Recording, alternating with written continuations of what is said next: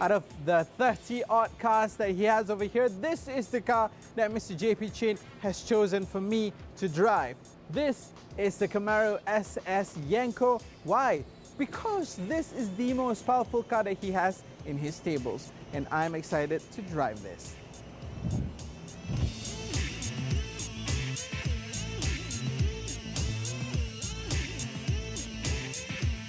So hi again, so we're now in the third segment, and we are driving a real American classic muscle car. This is a Camaro SS Yukon. So this is from the year 1971. Okay, this is my friend here, YS. He takes care of the cars of Mr. JP Chin, and this is definitely one of the cars that they have in the stable. In fact, this is not just any car that they have in the stable. This is, according to Mr. JP Chin himself, this is the most powerful car that he has in his collection. This car is insanely powerful. It's got a 427 cubic inch engine. I don't even know what the power is, but the power, the BHP, is secondary to the way the torque really shoves you into the back of your seat by just a mere tap of the throttle. Now check this out. I'm not even, I swear to God, if only you could just see my feet, I'm not even accelerating hard, I'm just tapping a little bit, and this is what happens. A little bit, a tiny, teeny weeny little bit, and that's what happens. This car is crazy powerful. I don't even dare to drive it very fast, because you know, American cars, in my opinion, especially the old ones, you'll have two problems. Number one, and correct me if I'm wrong, YS, number one, you'll have rubbish brakes, because you will have to jump on them to get them to stop. You probably, or in the words of Faisal, my friend who's also an auto journalist, he says in an American muscle classic car, if you want the car to brake, you'd have to write it a letter telling it to stop, because that's how long it'll take to brake. Even when we're cruising slowly in this very sedated manner, I'm literally pushing hard on the brakes for the car to actually respond to slow down, to even begin responding to slow down. That, and added to the fact that this is of course a left-hand drive car, not very familiar to drive a left-hand drive car in Malaysian roads, hence why I'm on this side and Sujan, my cameraman, is on that side. Also,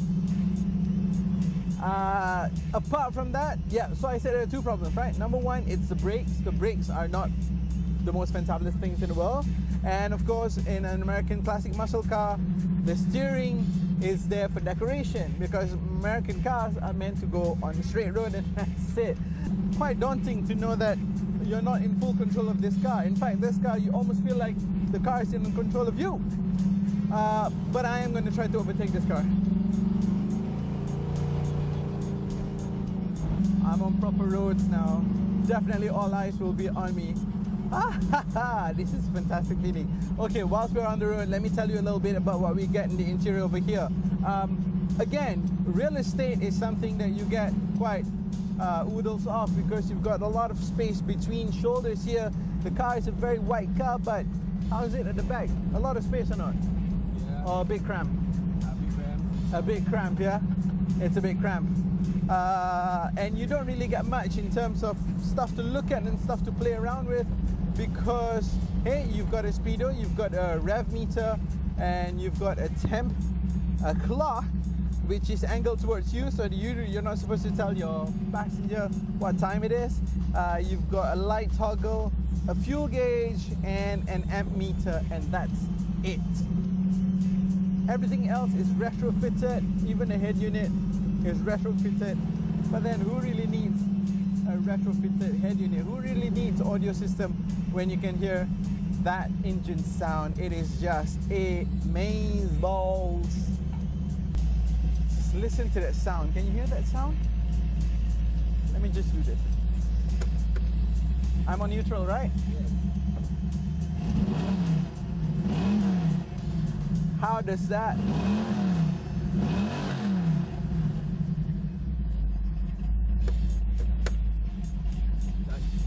Oh, that sounds phenomenal.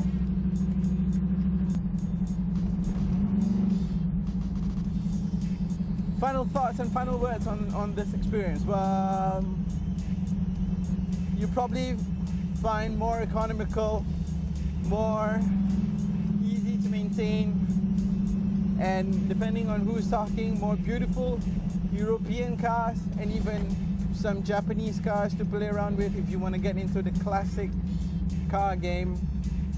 But nothing at all whatsoever is going to give you the raw and sheer gumption of driving a true blue American classic.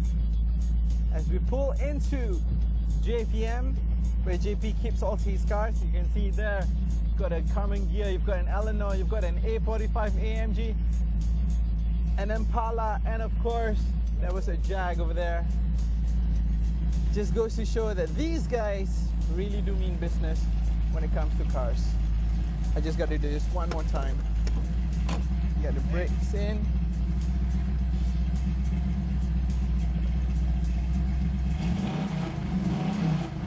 Mamma mia. We're out.